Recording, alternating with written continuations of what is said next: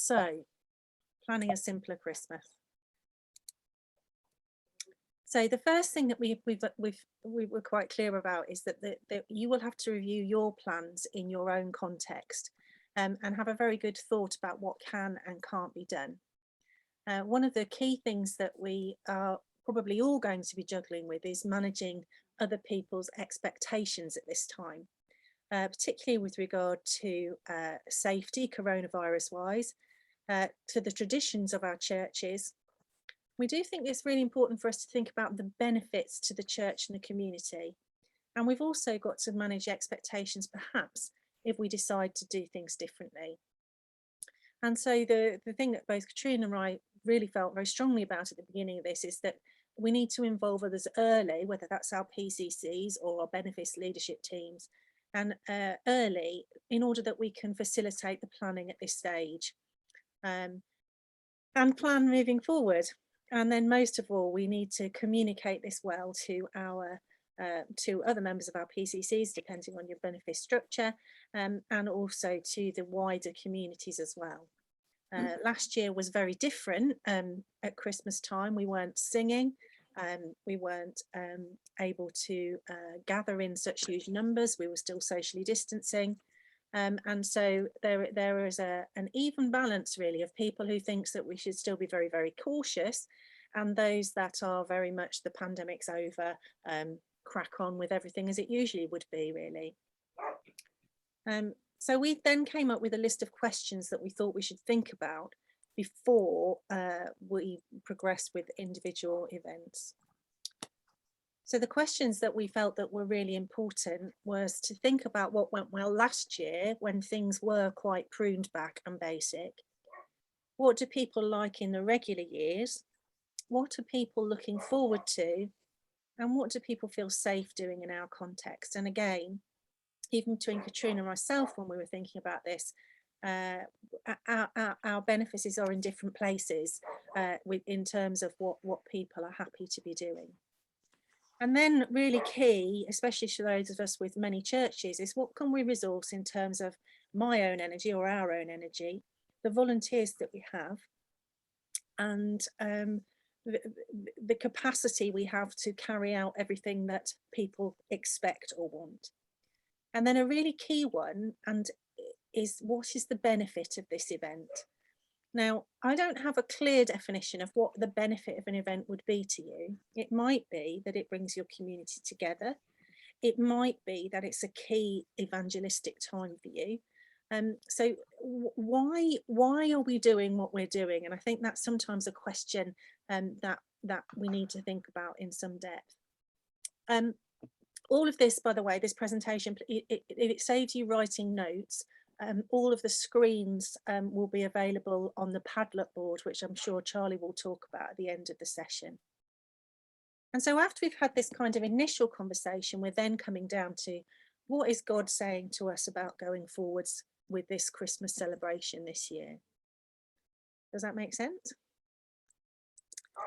So Katrina and I came up with this very simple grid that I hope will help with our planning. So at the top, we've got something that we would, up at the top of the screen here, something that would be of great benefit and has good interest. And if it has little benefit to our benefits or little limited interest, then it would not be such a good event to run.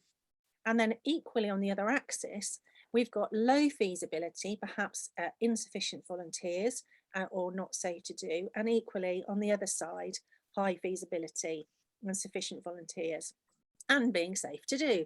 So really we would want as many of the activities as we could to appear up in this top right quadrant if we were thinking about them. I hope that makes a little bit of sense to you all. And so we started then by looking at some of the events that we ran regularly in our benefice. So I'm going to just talk to you about a walking nativity that happens in the village of Cretan. So Cretan's crib service had been struggling for a number of years pre-COVID. The numbers in the village had dropped, numbers of families in the village had dropped. The community is quite an affluent village, Cretan, and the property is expensive, so we don't have lots of families. It tends to be lots of more retired families, and so there weren't a large number of children, and numbers had dropped. So prior to COVID, and not because of COVID, the village had decided, or the church had decided in Cretan, that they would move their nativity to being completely outside. And it progresses through the village with knocking on doors, a donkey for Mary and Joseph, knocking on doors to try and find some room, and people at the high street had helped with that. And it was an opportunity to have a very different form of worship, but to what we felt was good effect. So generally, when I looked at that on this grid, we could say that the positive things about it that were good benefit, it engaged those within and beyond the church community. And on the first year that we did it, our numbers went from about 20 at the previous Christmas nativity service to over 100. We had some brilliant and very willing community volunteers. And in fact, it was primarily organised by community volunteers rather than by a quite stretched PCC. There's a very small URC chapel, so we had an opportunity for ecumenical outreach with the URC church and an opportunity to gently share the gospel. It ended in church, and so it gets them through the door, if you like, but we felt we had to look at the way that we were going to serve refreshments if we were going to do it this year. So equally then, on the other side of the chart, linked to the walking nativity, the refreshments that we'd previously had in church, our regular volunteers were very anxious about being among COVID carrying children because there are higher rates of COVID in local schools. And so what they decided will be that refreshments this year will be served in paper cups from flasks, and we will offer hot chocolate and mulled wine, but outside, which moved what would have been kind of low feasibility activity back up into the high feasibility end of the spectrum. So that was how we thought about our walking nativity. Katrina, would you like to, I think it's you next.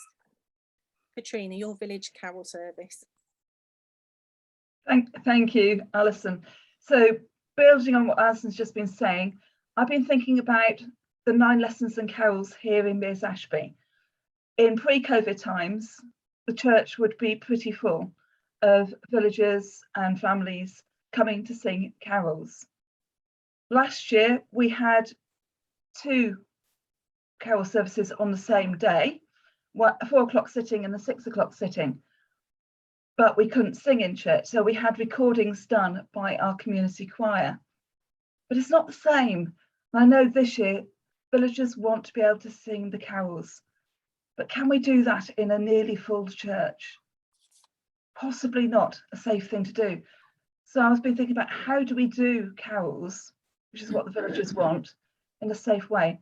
And actually, we've got a lovely space outdoors around the War Memorial, which is spotlit, where we could do a carol service, and our organist could plug in his keyboard and play from the vestry door.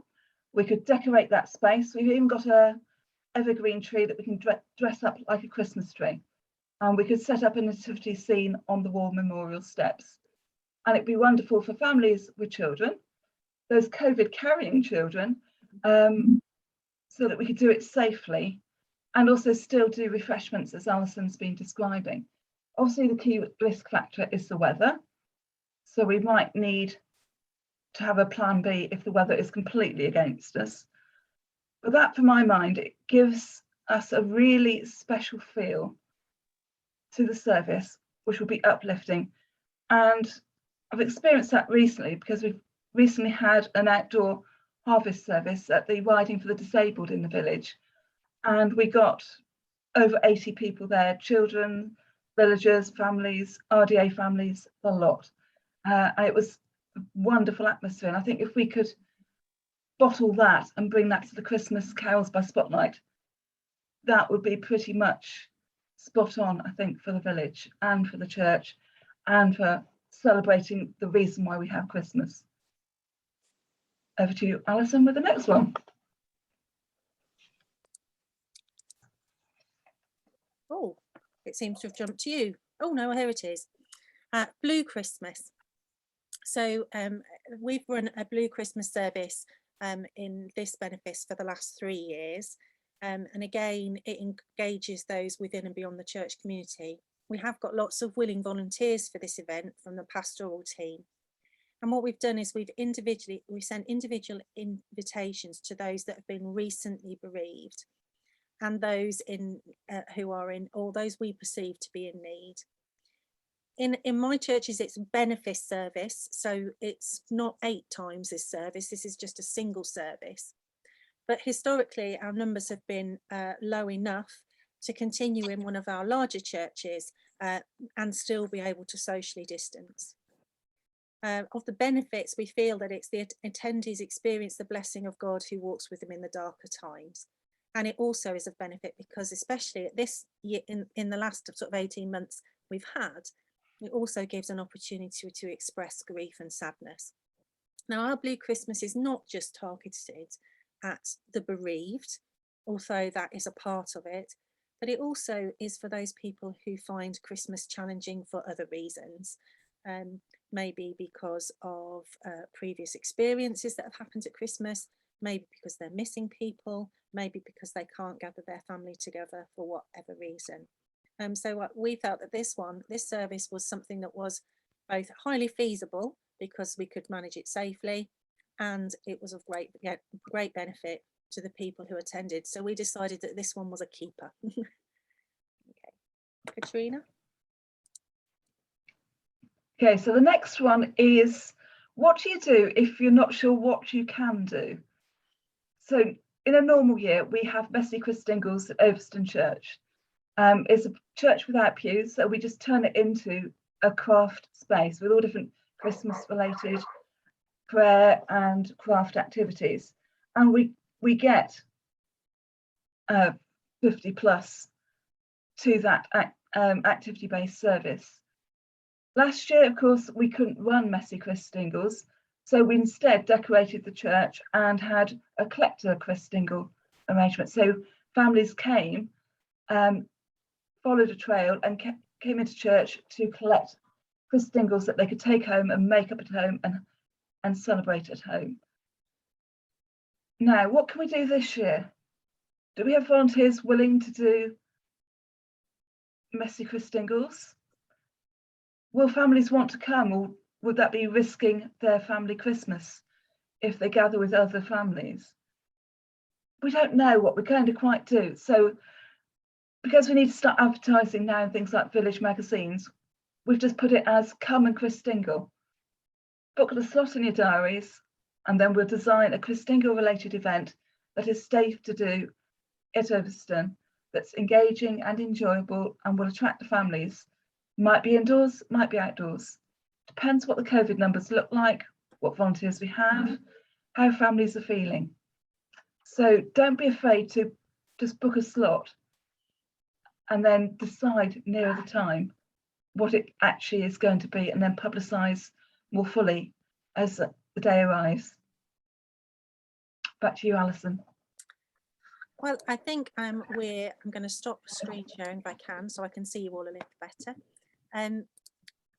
I think Katrina and I have spoken for quite some time, so we just wondered if you had any thoughts, or if we can help explain the process a little bit more, and wonder how you found that helpful.